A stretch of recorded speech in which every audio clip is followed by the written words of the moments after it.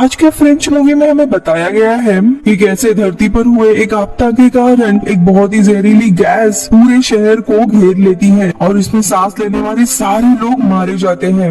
अब ये गैस कहां से आई है, क्यों आई है और मैथ्यू जिसकी बेटी कैप्सूल में रहती है वो अपने परिवार को कैसे बचाएगा। मूवी की शुरुआत में हम मैथ्यू को देखते हैं जो काफी लंबी फ्लाइट से घर आ रहा होता है। पेरिस में वो रहता था और तभी उसकी बेटी सारा का उसे कॉल आता है जो मैथ्यू को उनके दूसरे अपार्टमेंट में आने के लिए कहती है। यहाँ पे आने के बाद मैथ्यू की पत्नी एना उसे वेलकम करती है जो कि एक साइंटिस्ट होती है और मैथ्यू भी एक डॉक्टर था और वो अपनी बेटी सारा से मिलने के लिए जाता है। यहाँ पे हम देखते हैं सारा एक बहुत ही बड़ी कैप्सूल के अंदर रहती थी। दरअसल सारा को एलर्जी इम्यूनो सिंड्रोम नाम की एक बीमारी थी, यानी इसमें उसकी इम्यूनिटी सिस्टम काफी वीक होती है जिसके चलते वो बाहर के वातावरण में नहीं रह सकती थी। मैथ्यू सारा को गिफ्ट देता है और वो अपने वर्चुअल रियलिटी में काफी सारी चीजें देखने लगती है। जिसके बाद वो एना यानी अपनी पत्नी से मिलने के लिए आता है और उसे बताता है कि वो दरअसल कनाडा गया था क्योंकि कनाडा में सारा के बीमारी की एक नई खोज मिली है। अगर वो इलाज काम कर गया तो सारा को कैप्सूल के अंदर कभी भी रहना नहीं पड़ेगा। लेकिन ये बात सुनते ही एना थोड़ी परेशान होने लगती है क्योंकि काफी इलाज और ऑपरेशंस के बाद आज जाकर सारा उनके घर में रह सकती थी एक कैप्सूल में, और अगर दोबारा से उसका इलाज शुरू कर दिया तो उसकी जान खतरे में आ सकती थी। लेकिन यहाँ पे मैथ्यू चाहता था कि वो सारा को कैप्सूल से बाहर निकाले और एक बार वो अपने बेटी को गले लगाना चाहता था। इसीलिए एना को काफी समझाने के बाद उसे सोचने का कुछ समय देता है और वो अपने अपार्टमेंट में जो सामने की तरफ ही होता है वहाँ जाने के लिए निकलता है। दरअसल ये अपार्टमेंट खास सारा के लिए ही बनाया गया था। वही सारा अपने दोस्तों के साथ वीडियो कॉल कर रही होती है और उन दोस्तों को भी यही बीमारी होती है। उनमें से शार्लेट नाम की एक लड़की और नियो नाम का लड़का जो सारा का क्रश था वो होता है। इसी दरमियान टीवी पर एक ब्रेकिंग न्यूज आती है कि अभी थोड़े समय पहले काफी खतरनाक भूकंप आया है जिसमें स्वीडन और डेनमार्क ये जो दोनों देश है उनकी सीमाएं जुड़ी हुई थी वो इस भूकंप के कारण पूरी अलग हो गई है। लेकिन इसी समय में पेरिस में भी एक जोरदार भूकंप आता है और अचानक से बिजली भी चली जाती है और यहाँ पे सारा का जो कैप्सूल होता है वो बैटरी पे चलना शुरू हो जाता है। अब यहाँ पे मैथ्यू अपने अपार्टमेंट में था, वो तुरंत सारा के घर आने के लिए निकलता है। रास्ते में वो लोगों की काफी भगदड़ मची हुई देखता है और तभी वो देखता है जमीन से एक अजीब सी धुआं निकल रहा है और जो भी लोग उसमें सांस ले रहे हैं वो तुरंत मारे जा रहे हैं और देखते देखते वो धूल पूरे शहर में फैलने लगती है। अब मैथ्यू तुरंत अपने परिवार के पास भागता हुआ आता है। वो सारे खिड़की दरवाजे बंद करता है लेकिन धूल अपार्टमेंट में आने लगती है, इसीलिए वो सारा से कहता है कि हम जल्दी आएंगे, तुम इस कैप्सूल के अंदर सेफ हो। और मैथ्यू एना को लेकर ऊपर छत की ओर भागने लगता है। वो बिल्डिंग के सबसे ऊपर वाले अपार्टमेंट में पहुंच जाता है जहाँ पे लूसियन और शार्लेट नाम के बुजुर्ग कपल रहा करते थे। लूसियन उन्हें अंदर आने देता है। मैथ्यू खिड़की की ओर दौड़ता हुआ जाता है और देखता है कि ये धुआं छत तक नहीं पहुँचा था। यहाँ पे एना वॉकी टॉकी के थ्रू सारा से बात कर रही थी। सारा उन्हें बताती है कि उनका पूरा अपार्टमेंट धूल से भर गया है लेकिन वो अभी भी ठीक है क्योंकि वो कैप्सूल के अंदर है। शार्लेट ये देखकर काफी डर जाती है और उसे अपने बेटे की चिंता होने लगती है। उनका बेटा पास की ही बिल्डिंग में रहता था। वो उसे बार बार फोन लगाने लगती है लेकिन कनेक्ट नहीं हो पाता। अब यहाँ पे मैथ्यू दूरबीन लेकर बालकनी से छत की ओर चला जाता है जहाँ पे वो देखता है पूरा शहर इस धूल के कोहरे में बस गया है। इसी बीच में लूसियन एक पुराने रेडियो को ढूंढ कर लाता है। तो यहाँ पे मैथ्यू अंदर आने के बाद देखता है एना उस रेडियो को ठीक करने की कोशिश कर रही थी। तभी मैथ्यू कहता है कि उसे सारा के पास जाना है लेकिन नीचे जाने तक सांस रोकना काफी मुश्किल होगा। लेकिन तभी मैथ्यू को याद आता है मिस्टर बेकल नाम के एक बुजुर्ग इंसान है जो नीचे की फ्लोर पे रहते हैं। उनके पास हमेशा ऑक्सीजन टैंक रहा करता था, इसलिए वो सोचता है कि उनके घर तक पहुँचने तक वो सांस रोक के रखेगा और उसके बाद उनसे ऑक्सीजन टैंक ले लेगा और एक लंबी सांस से इस कोहरे में घुस जाता है और वो मिस्टर बेकल की खिड़की तोड़कर घर के अंदर जाकर पहुंचता है। वो देखता है कि मिस्टर बेकल जमीन पर गिरे हुए हैं और उसे ऑक्सीजन टैंक और मास्क भी मिल जाता है जो खुद को वो लगाता है। इसके बाद वो ये सारी चीजें लेकर अपने अपार्टमेंट में आता है सारा को देखने। सारा काफी डरी हुई थी और अब यहाँ पे मैथ्यू कैप्सूल की बैटरी बदलता है जिसके बाद वो सारा के लिए कुछ बैटरीज और खाने का सामान छोड़कर उससे कहता है कि वो जल्दी वापस आएगा और निकल जाता है। इसके इसके बाद वो बाहर जाने का फैसला करता है और अलग अलग कार्स की बैटरी निकाल रहा होता है। और तभी वो देखता है कि यहाँ पे आर्म फोर्स के लोग आए हुए हैं जो आसपास के लोगों को रेस्क्यू कर रहे हैं। दरअसल ये सोल्जर्स लोगों को पास की ही एक बिल्डिंग में लेके जा रहे थे जो काफी ऊंची थी। अब एक सोल्जर जबरदस्ती मैथ्यू को भी यहाँ से लेके जाने लगता है, लेकिन मैथ्यू बताता है कि उसका परिवार यहाँ पे कैद है, उसे उनकी देखभाल करनी होगी। इसके बाद वो सोल्जर मैथ्यू को कुछ जरूरत का सामान और एक्स्ट्रा मास्क देकर चले जाते हैं और तभी मैथ्यू वापस आता है और सबको बाहर की सारी सिचुएशन बताता है। अब थोड़े समय के बाद मैथ्यू एक बार फिर कोहरे की जांच करने के लिए सीढ़ियों के पास जाता है और देखता है कि ये धुआं और भी ऊपर बढ़ रहा है।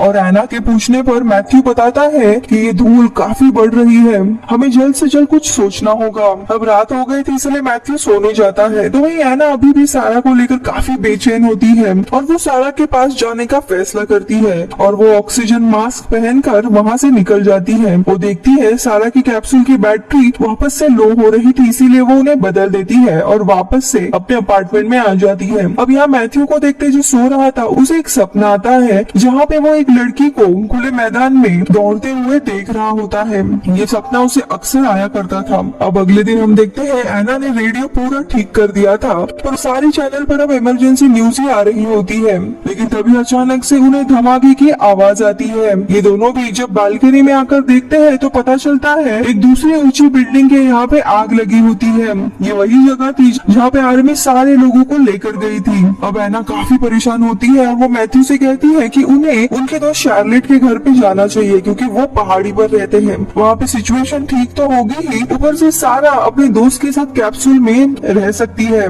लेकिन तभी लूसियन कहता है कि तुम सारा को वहाँ पे कैसे लेके जा सकते हो। तभी आया कहती है कि एक स्पेशल हैजमेट सूट है, उसकी मदद से वो कैप्सूल से बाहर आ सकती है। लेकिन वो सूट दरअसल पेरिस के एक लैब में था जहाँ पे एना काम करती थी। अब एना मैथ्यू को कहती है हमें वो सूट लाना चाहिए और मैथ्यू भी मान जाता है। अब आर्मी ने दिया हुआ एक्स्ट्रा ऑक्सीजन टैंक एना पहन लेती है और दोनों भी सारा के पास जाकर उसे सिचुएशन समझाते हैं। जाते हुए सारा इन्हें उसके दोस्त नियो को भी देखने के लिए कहती है जो पास में ही रहता था। अब यहाँ पे मैथ्यू और एना सड़क को पार करके नियो के घर के पास पहुँच जाते हैं, लेकिन तभी वहाँ पे एक डॉग इनके पीछे पड़ जाता है। उससे बचने के लिए ये दोनों भी भागने लगते हैं और एक दूसरे से अलग हो जाते हैं। थोड़े समय के बाद मैथ्यू एना को ढूंढ रहा होता है और तभी गलती से वो नदी में गिर जाता है। तो यहाँ पे एना को हम देखते हैं जो कि कार के पीछे छुपी हुई थी, लेकिन वो कुछ आवाज करती है जिसके कारण वो कुत्ता वापस से उसका पीछा करना शुरू कर देता है। एना काफी डरी हुई थी और वो एक बस में चढ़ जाती है और वो डॉग भी उसका पीछा करते हुए बस में आता है और लगेज के कुछ सामान में फंस जाता है।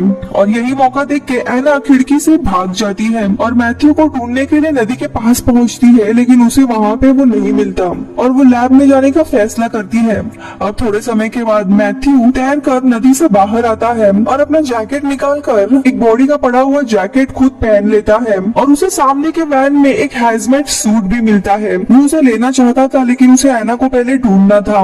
वही एना शहर के नक्शा देखकर लैब के यहाँ पे पहुंच जाती है और वो लैब के अंदर जाने ही वाली थी, लेकिन तभी उसे कोई साया उसके पीछे दिखाई देता है। वो साया उसके नजदीक आता है, लेकिन तभी पता चलता है ये तो मैथ्यू ही होता है, जिसे देखकर वो दोनों भी खुश हो जाते हैं। ये दोनों भी अंदर चले जाते हैं जहाँ पे एक रूम में आग लगी हुई थी। वहाँ से आगे जाने के बाद उन्हें वो सूट मिल जाता है और वहाँ से निकल ही रहे होते हैं, लेकिन तभी बगल वाले रूम में ब्लास्ट हो जाता है जिसके चलते मैथ्यू के पैर में आग लग जाती है। लेकिन तभी एना आकर उसकी आग बुझा देती है और मैथ्यू को सांस लेने में काफी दिक्कत होने लगती है। दरअसल उसे धमाके में ऑक्सीजन टैंक की ट्यूब टूट गई होती है और वो बारी बारी से एना का ऑक्सीजन शेयर करने लगते हैं। अभी सिचुएशन से बाहर आने के लिए ये लोग ऊपर की तरफ जाते हैं और उन्हें एक रूम मिलती है जहाँ पे धुआं नहीं था।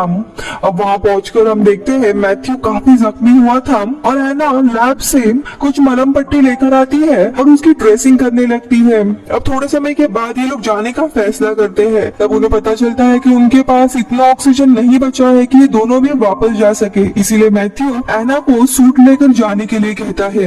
अब यहाँ पे एना मना कर देती है, वो मैथ्यू को वहाँ पे छोड़ के नहीं जाना चाहती थी, लेकिन मैथ्यू से समझाता है कि हमारी बेटी सारा को तुम्हारी जरूरत है, इसीलिए एना मान जाती है और निकलने से पहले दोनों भी एक दूसरे को किस करते हैं। अब यहाँ पे एना सड़कों पर सूटकेस लेकर भागती है तो ये मैथ्यू छत पर जाने का रास्ता बना लेता है। यहाँ पे एना के टैंक में ऑक्सीजन खत्म हो जाता है, इसीलिए वो बिल्डिंग में जाने से पहले अपना मास्क उतारती है और लूसियन के घर के लौटने तक वो किसी तरह अपनी सांस रोक के रखती है। अब घर में आने के बाद वो देखती है कि उस धमाके के कारण वो सूट पूरा खराब हो चुका है, इनके कोई भी काम का नहीं था।